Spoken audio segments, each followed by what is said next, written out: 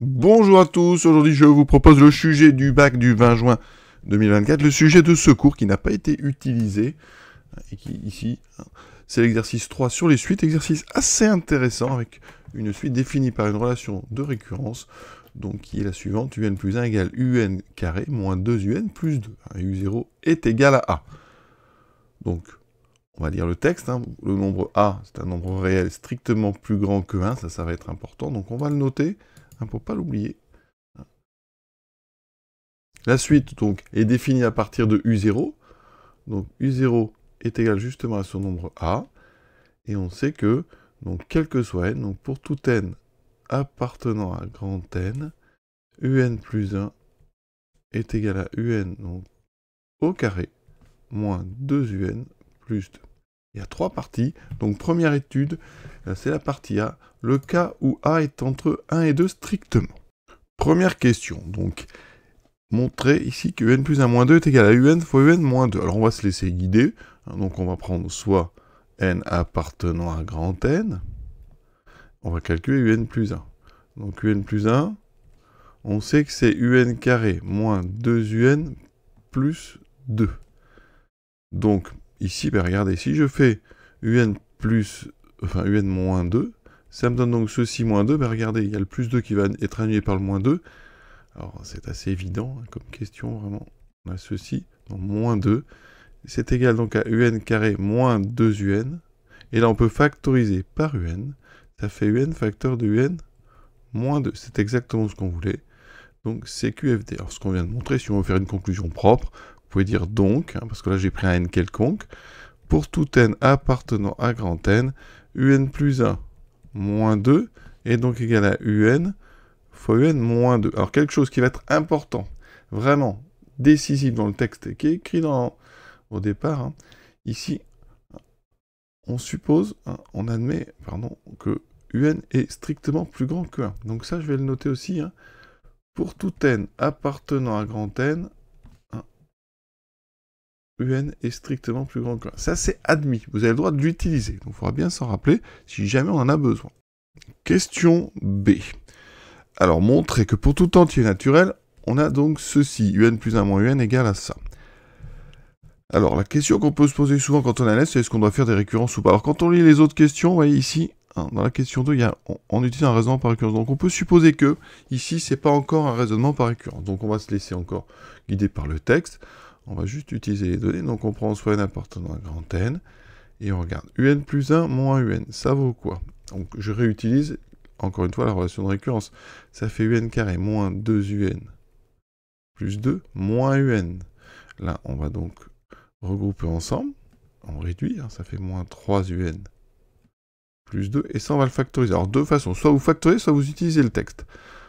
Donc là, vous allez développer ce qu'on vous propose. Un plus 1, un moins 1 fois un moins 2 est égal à un carré moins 2un moins un plus 2, vous voyez que ça fait exactement un carré moins 3un plus 2. Donc, un plus 1 moins un, qui était égal à ça, eh bien c'est bien égal à ça, puisque les deux, et donc c'est bien égal à un moins 1 fois un moins 2. Voilà, on peut utiliser le texte. Voilà, et ça, on vient de le montrer pour tout n appartenant à grand n. Voilà, on avance tranquillement. Question 2a. Donc là, on a, en utilisant donc un raisonnement par récurrence, démontré que un est strictement plus petit que 2. Et ça, on vous dit d'utiliser les égalités précédentes. Donc là, on a un2, donc on a évalué ici un plus 1 moins 2. Donc, comme d'habitude, raisonnement par récurrence, initialisation. Donc pour n égale 0, qu'est-ce qui se passe? U0 est égal à A, ça c'est donné. A est strictement plus grand que 1. Donc ça ne nous aide pas forcément, d'accord?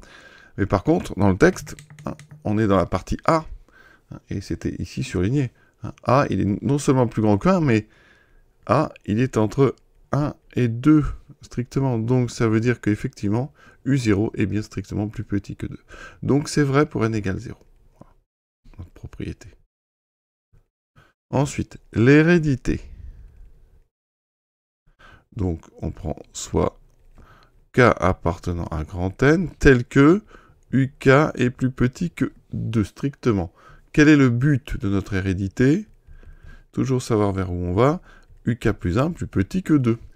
Donc là, on va utiliser ce qu'on a fait. Ici, UN plus 1 moins 2, on sait que c'est UN fois UN moins 2. Donc je vais aller essayer d'évaluer ça.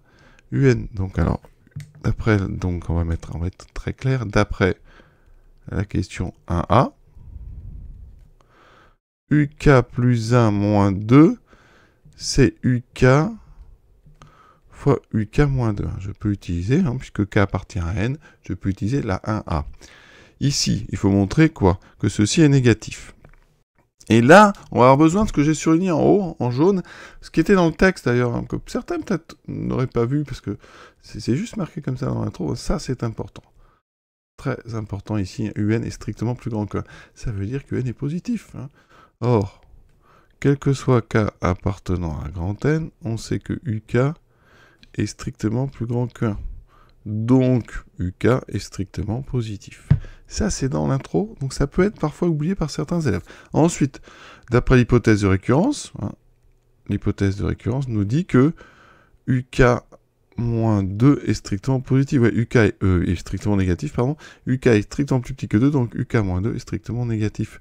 Donc, ça veut dire que quand vous faites le produit UK qui est positif par UK moins 2 qui est négatif, ça c'est strictement négatif.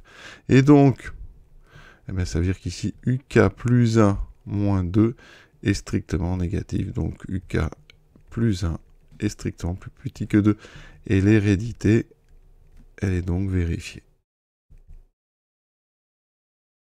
Vous faites sur votre copie ensuite une conclusion soignée en disant toujours la même chose. La propriété est vraie pour n égale 0. Elle est héréditaire, donc elle est vraie pour tout n appartenant à grand N. Question 2. Montrer que la suite UN est convergente et déterminer sa limite. Alors, qu'est-ce qu'on a, nous? On a montré que UN est plus petit que 2. Donc, pour tout n, je répète toujours, UN est plus petit que 2. Donc, ça veut dire que UN, elle est majorée. D'accord? On sait aussi que UN est plus grand que 1. Donc, la suite UN, elle est minorée. Voilà. On ne sait pas lequel des deux va nous servir. Donc, maintenant, ce qui serait bien, c'est d'avoir le sens de variation. Parce que vous savez si elle est croissante et majorée, elle converge. Si elle est décroissante et minorée, elle converge. Donc, il faut connaître son sens de variation. On va utiliser la question B pour trouver le signe d'après B. Donc, d'après 1B. Ça, on ne l'a pas encore utilisé. D'accord? Eh bien, on sait que pour tout n, UN plus 1 moins UN, c'est UN moins 1 fois UN moins 2.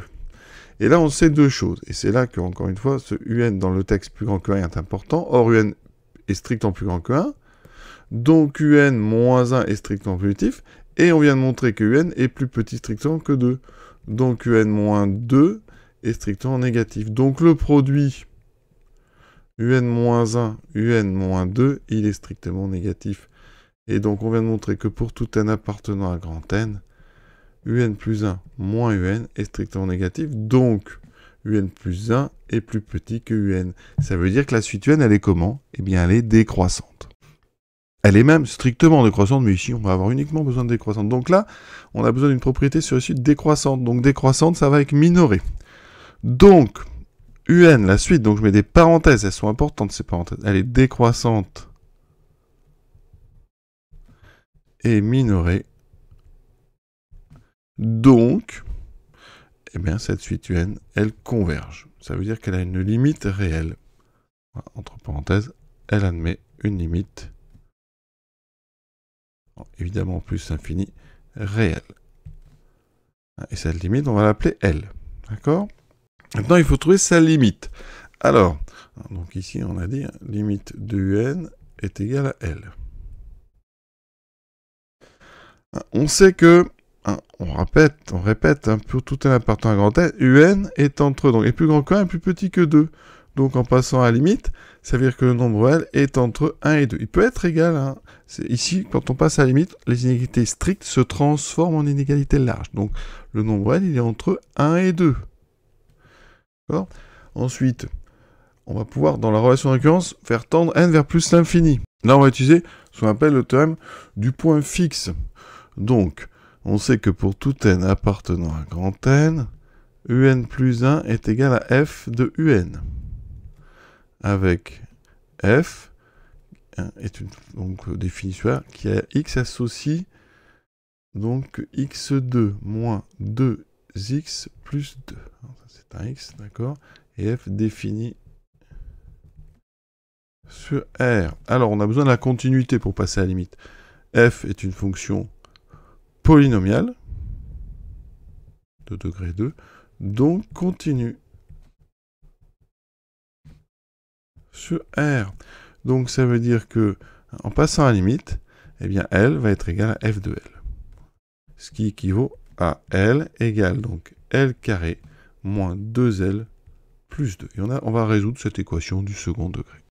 Si je mets tout du même côté, ça veut dire que L carré moins ici 3L plus 2 est égal à 0. Alors, ça veut dire qu'ici, je suis amené à résoudre x carré moins 3x plus 2 égale 0. Alors ça, on l'a déjà croisé dans le texte parce que c'était la factorisation ici de la question B. Hein. Ça équivaut à x moins 1 fois x moins 2. Sinon, vous faites un delta hein, et vous allez retrouver vite ces solutions qui sont finalement des racines évidentes du polynôme. C'est 1 et 2. Donc x égale à 1 ou x égale à 2. Voilà, ça veut dire qu'ici, hein, vous pouvez même faire ça directement ici, L-1, L-2. Donc L est égal à 1 ou L est égal à 2. Alors il faut éliminer l'une des deux. Mais on sait que UN est décroissante et qu'au départ U0 est strictement plus petit que 2. Donc, or, UN est décroissante et U0 est strictement plus petit que 2. D'accord? Donc L ne peut pas faire 2. Ça veut dire qu'il ne vous reste qu'une possibilité, c'est L égale à 1. Et on fait la conclusion, donc L est égal à 1. Et donc la limite de UN, quand n tend vers plus l'infini, est égale à 1. On a fini cette partie A, c'est sympa. On attaque maintenant la partie B. Partie B, étude dans le cas particulier A égale 2. Donc U0, ici, est égal à 2. On donne ci compte la fonction U écrite en langage Python. Détermine les valeurs envoyées par le programme lorsqu'on saisit U de 1 et U de 2 dans la console Python. Alors regardons ce programme. Déjà, donc ici on définit une fonction U hein, qui a deux paramètres, A et N. D'accord? Donc A, c'est donc notre U0, donc on va le stocker dans la variable U.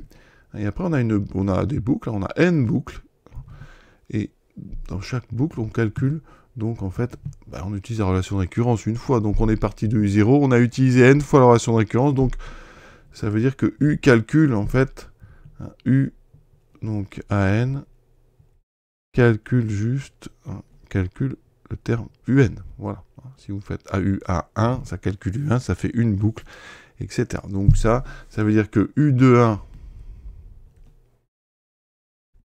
calcule U2. Et U de 2 calcule, pardon j'ai dit U1 mais j'ai écrit U2, et donc calcule U2, donc il faut juste aller calculer ceci, donc on répète que U0 vaut 2, donc U1 j'utilise la relation de récurrence, donc ça me fera U0 carré moins 2U0 plus 2, ce qui vaut donc 2 au carré, 4 moins 2 fois 2, 4 plus 2, ça me fait 2, donc U1 est égal à 2. U2 est égal donc à U1 au carré, regardez, en fait ça va être exactement les mêmes calculs, donc ça va redonner 2. D'accord? Donc est-ce qu'on peut conjecturer dans cette histoire? Eh bien on peut conjecturer que, finalement comme à chaque fois vous mettez 2, et que, eh bien, finalement pour notre fonction, rappelez-vous f de x, c'était x2 moins 2x plus 2, f de 2 est égal à 2, c'est un point fixe en fait. Et donc on peut supposer que pour tout n appartenant à grand n, un est égal à 2. On pourrait le montrer par récurrence, assez simple. D'accord, en supposant que donc u0 au rang 0 c'est vrai, et comme f de 2 est égal à 2, et que un plus 1 est égal à f du n, avec votre hypothèse de récurrence, si vous supposez que un vaut 2, un plus 1 vaudra 2, puisque ça vaut f de 2 qui vaut 2. Voilà, donc on peut supposer ça. Alors voilà tout ce qu'on peut dire, là. On admettra ce résultat sans démonstration, on n'a pas besoin de la faire, mais vous voyez qu'une petite récurrence, ça marche très très bien. Donc cette suite, elle est constante. Donc soit vous dites ceci, soit vous dites un est constante égale à 2. Tous les termes valent 2. On attaque maintenant la partie C avec l'étude du cas général. On a introduit ici une sous-suite, la suite Vn, donc définie par Vn égale Ln de Un moins 1. Alors elle est parfaitement définie parce que, ici on sait que pour tout n, hein, c'était donné dans le texte, Un est strictement plus grand que 1, donc Vn est définie.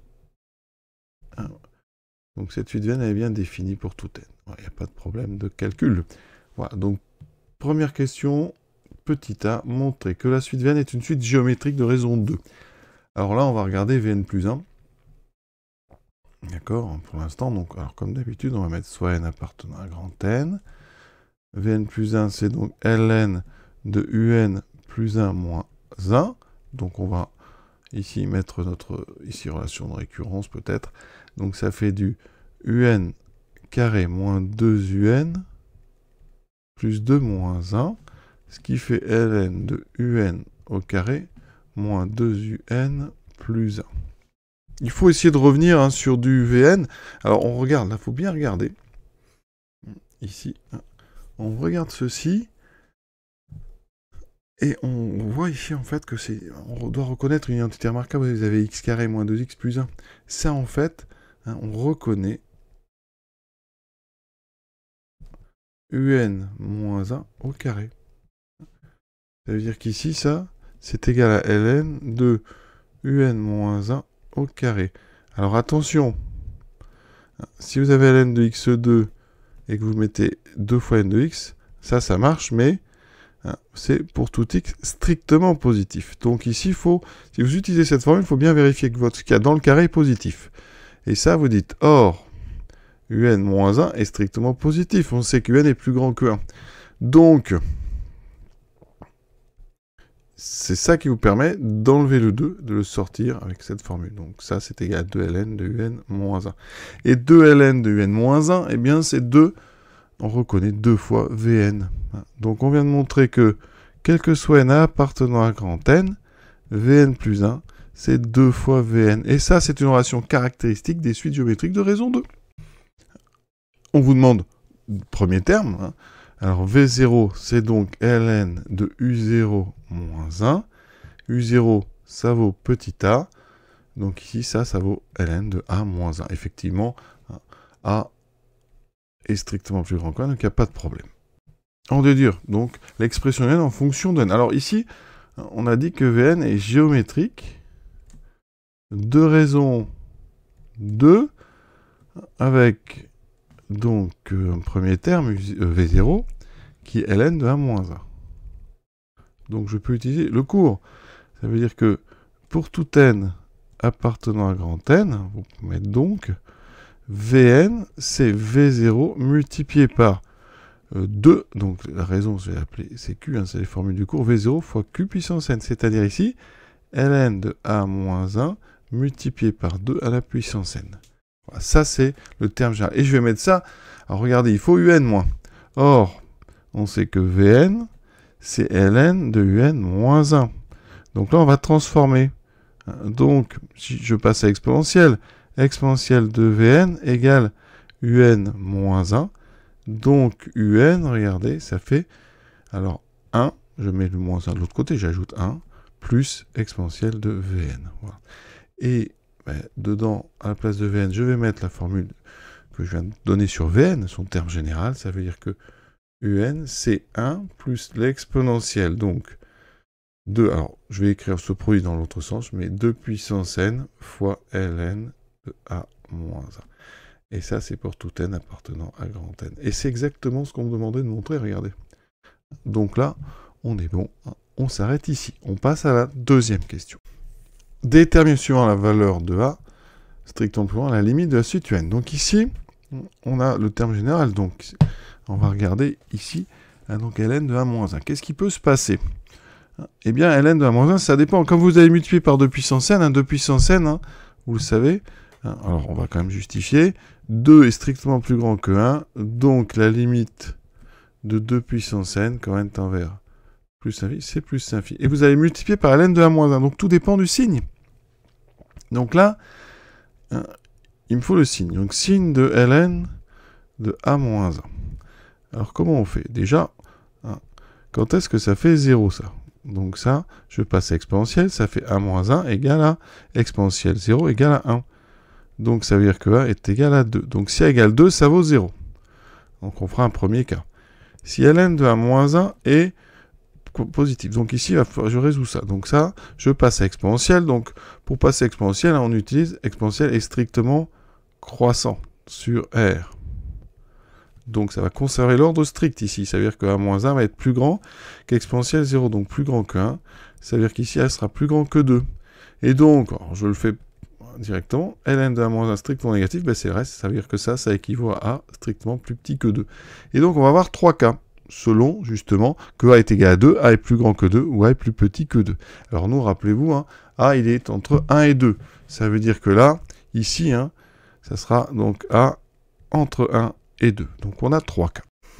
Donc, premier cas, on va s'occuper du cas A égale 2. On a déjà vu, dans ce cas-là, même pas la peine de faire ça, pour A égale 2, hein, UN, donc pour A égale 2, vous pouvez remarquer ici, ça fait ln de 1, ça fera 0, ça fait 1 plus exponentielle 0, pour A égale 2, pour tout n appartenant. Donc à grand n, un est égal à 2. Donc là, la limite, ben, c'est 2. La limite de un est égale à 2. Maintenant, deuxième cas. Je vais prendre A plus grand que 2. Ça veut dire que dans ce cas, ln de 1 moins 1 est plus grand que 0. Donc, comme la limite de 2 puissance n c'est plus infini, ça veut dire que la limite de 2 puissance n fois ln de a moins 1, elle est égale à plus infini. On multiplie par un nombre qui est strictement positif. On met ça dans l'exponentielle. Or, la limite exponentielle quand grand X tend vers plus infini, c'est plus infini. Donc par composé, la limite donc d'exponentielle 2 puissance n ln de a moins 1 est elle aussi égale à plus infini. Et comme vous rajoutez 1, et donc la limite de un est égale à plus infini. D'accord? Il reste le troisième cas. A strictement plus petit que 2. Dans ce cas-là, ln de 1 moins 1 est strictement négatif. Donc, la limite de 2 puissance n fois ln de 1 moins 1 est égale à moins l'infini. Or, la limite de l'exponentielle en moins l'infini, cette fois-ci, elle vaut 0. Et donc, la limite de exponentielle de 2 puissance n ln de 1 moins 1, par composition, donc composition, c'est égal donc à 0. Voilà.